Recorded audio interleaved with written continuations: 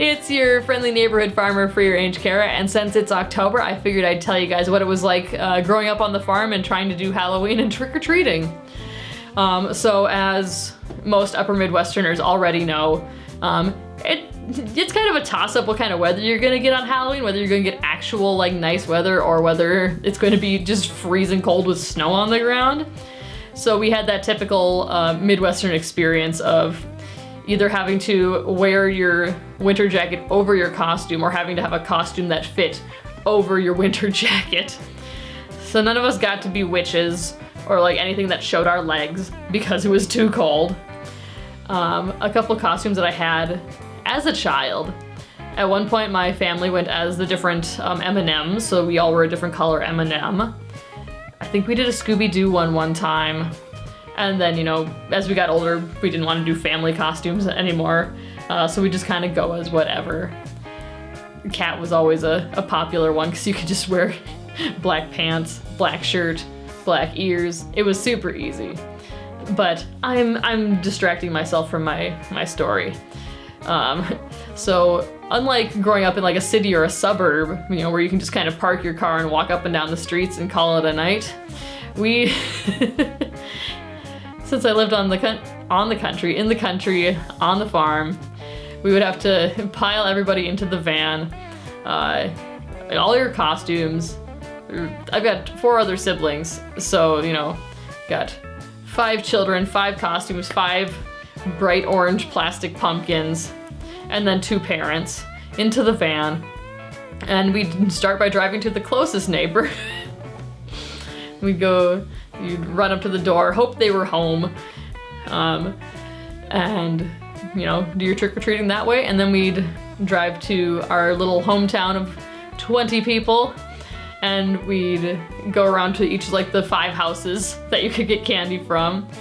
And I have this vivid memory of one of the people in the town. She wouldn't give us any treats until we sang that trick or treat, smell my feet.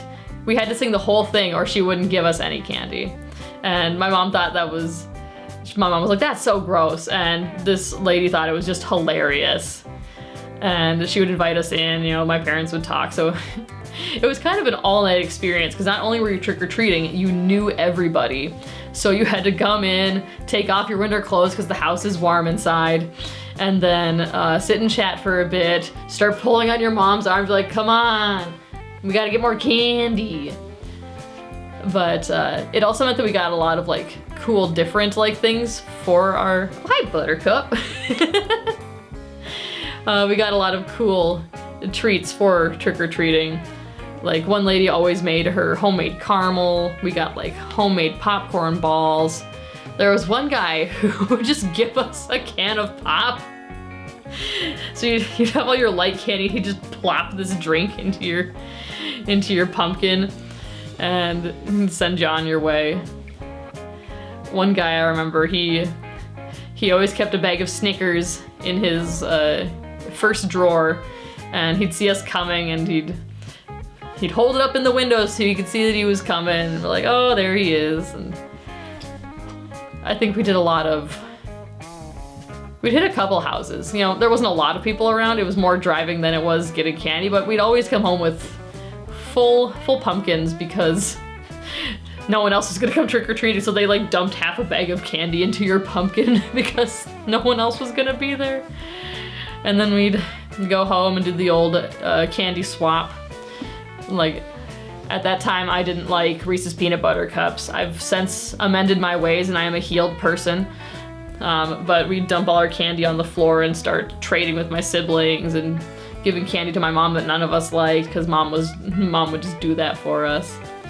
And then my mom, bless her heart, she would also just have a couple bags of candy at the house to trade for the candy that none of us would eat. She would offer to take it and then would give us something that we liked. And then he'd try to get all the Halloween paint off your face before you went to bed. Sometimes you'd fall asleep in your costume.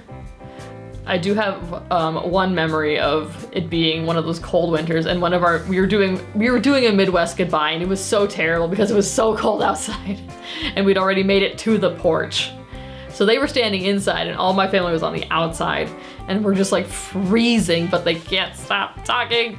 But you know, happy, friendly Midwestern people just having fun with people.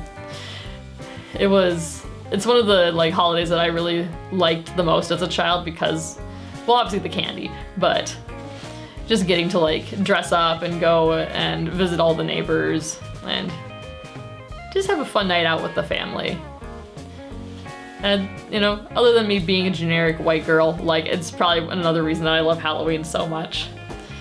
And that is my story of Halloween and trick-or-treating on the farm.